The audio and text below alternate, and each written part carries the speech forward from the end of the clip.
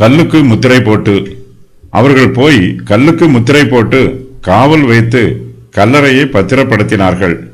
இயேசு கிறிஸ்துவின் சரீரம் வைக்கப்பட்டிருக்கும் கல்லறையின் வாசலில் யோசேப்பு ஒரு பெரிய கல்லை புரட்டி வைத்திருக்கிறான். பிரதான ஆசாரியரும் வேத பாரகரும் அந்த கல்லுக்கு முத்திரை போடுகிறார்கள்.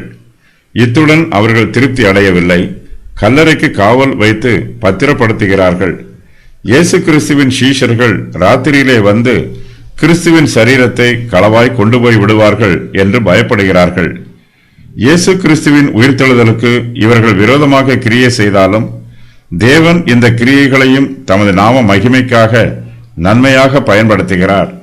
இயேசு கிறிஸ்து உயிர்த்தெழுவதை கல்லறையை காவல் காக்கும் காவல் சேவகர்களும் தங்கள் கண்களால் காண்பதற்கு தேவன் அனுமதி கொடுக்கிறார்.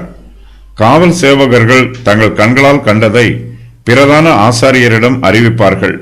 மிகவும் பலவீனமாகவும் பயத்துடனும் இருக்கும் சீஷர்களுக்கு பயந்து பலமுள்ள காவல் சேவகர்கள் காவல் காக்கிறார்கள். பலவீனருக்கு விரோதமாக பலமுள்ளவர்களின் காவல் தேவையற்றது.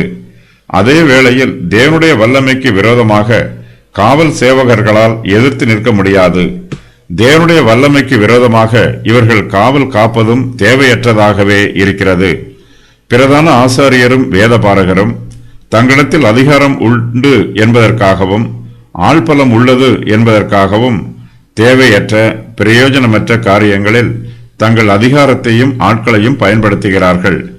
கல்லறையை மூடியிருக்கும் கல்லில் ஒரு கயிற்றை கட்டி அதில் ரோம அரசாங்கத்தின் முத்திரையை பதித்தார்கள். கல்லறை திறக்கப்பட்டால் முத்திரை உடைக்கப்பட்டிருக்கும் ரோம பேரரசின் முத்திரையை உடைப்பது மகா பெரிய குற்றம்.